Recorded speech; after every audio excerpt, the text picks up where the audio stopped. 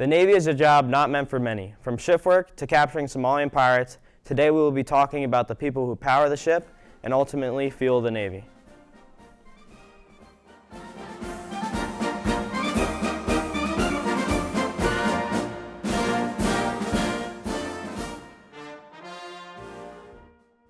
My name is Cameron, and today we'll be talking about the Navy with our guest, or my dad, who is a gas turbine operator. Can you tell me something about that? Yeah, so it's kind of like a normal job, except you're out in the ocean or deployment, and you're on shift work, and being a gas turbine operator, you're fueling the ship. So you're waking up, going down in the engine room, and making sure that the ship's engines are operating at peak performance, and making sure you get from point A to point B. When thinking about joining the Navy, you can talk to a recruiter. In fact, let's watch a video on Navy recruiting. The Navy has over 100 different career fields. Anything that you can imagine that they have in the civilian world, we have in the Navy.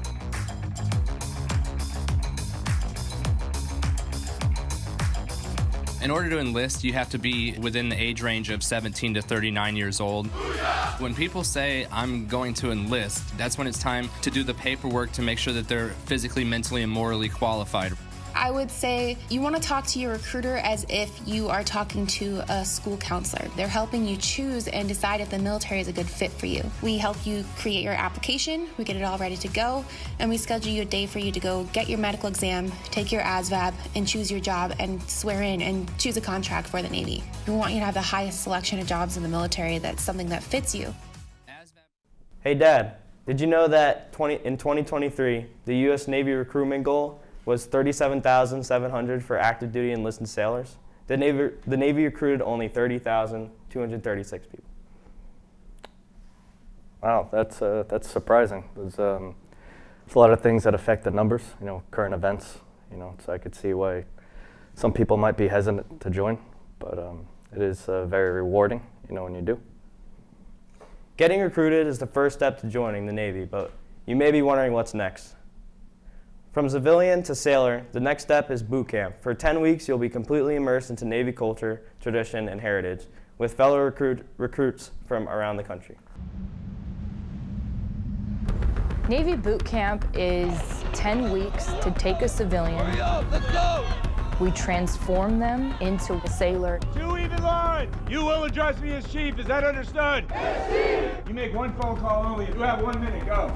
There's a culmination of events that take place as an induction process, getting them into the correct uniform. And then when they come out, they are essentially reborn, if you will, as a recruit here. Completely. To be successful, you have to have a positive attitude, willing to never give up. Be able to take orders, be able to listen. We're here for the same cause, the same common goal, to pass boot camp. You have to lean on each other. They have to learn to work together. After this short break, we'll dive into deployment in the Navy and more about my dad's important role. We'll be right back. Thought living on sub would be too hard. I figured only the weatherman track storms.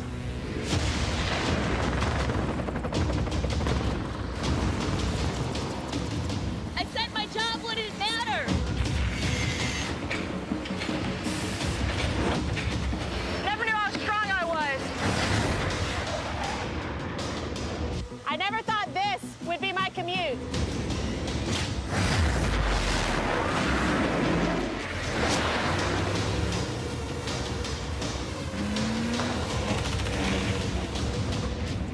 I figured I'd never get out of my hometown. Or be the one who stops an attack. Joining the Navy sounds crazy.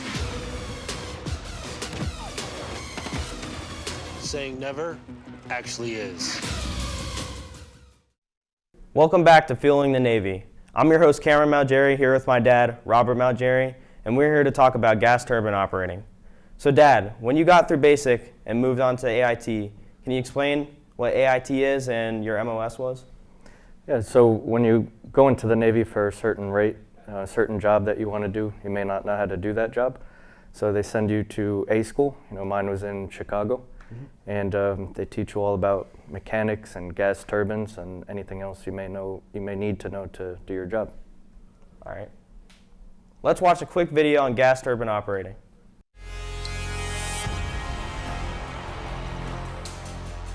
Everything on the ship was made by man, so it can be fixed by man. I learned something new every single day.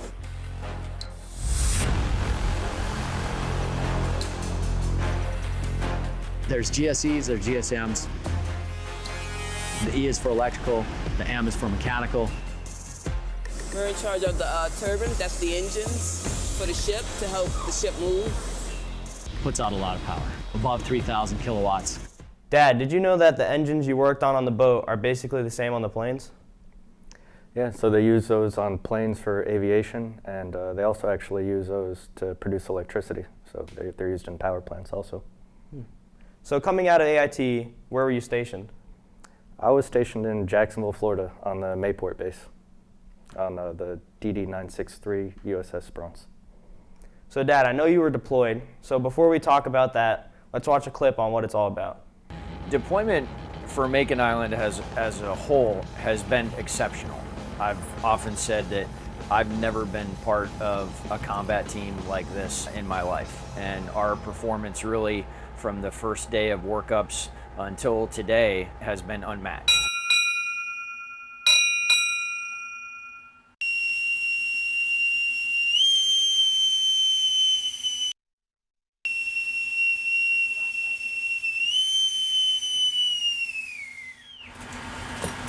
Reveille, reveille, eval, reveille. I think the testament to the Macon Island ARG and what I'll take away is that every single one of our ships in the ARG, we were underway on time for every single workup period. We were underway on time, all three ships for deployment, and all three ships steamed pretty hard over the course of the deployment with very few port calls in sight for any of them. So Dad, where were you deployed and for how long? Well, we went on 6-month deployments, went on 2 of those, and then we also went on a smaller 3-month deployment. The first place that we went to was Scotland. It was a mid cruise, so we went to Scotland, England, France, Italy, a lot of cool places. Deployment seems pretty extreme. After this short break, we'll talk about what it's like coming home. The future is threatened by enemies often unrelenting, unexpected, and unpredictable. Taylor, Marines. In the midst of an uncertain and evolving world, the need for Marines to defeat these shifting threats is critical. Enemy drone down. Because the need to ensure stability for our nation has never been greater. Sending coordinates now.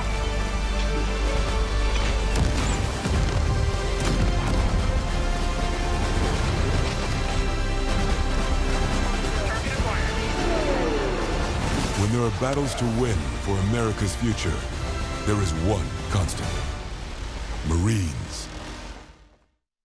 Welcome back to Fueling the Navy. And like I said, it's time to take a dive into coming home after a long deployment.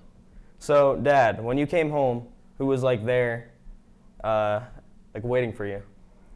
I had some friends, back home in Jacksonville, but that was me personally. But a lot of other people are leaving their families for 6 months at a time. Wife, kids. So coming home for them, is a big deal.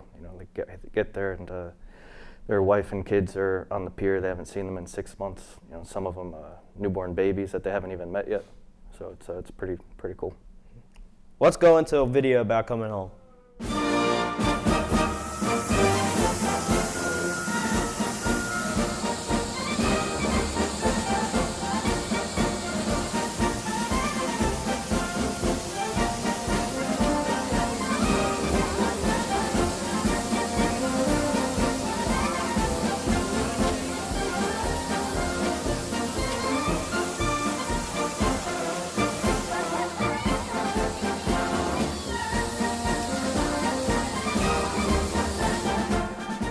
Gas turbine operating plays a very important role in the Navy, allowing the ships to get to the places it needs to be in no time. I'm Cameron Malgeri, and lucky to have my dad as my guest on Fueling the Navy.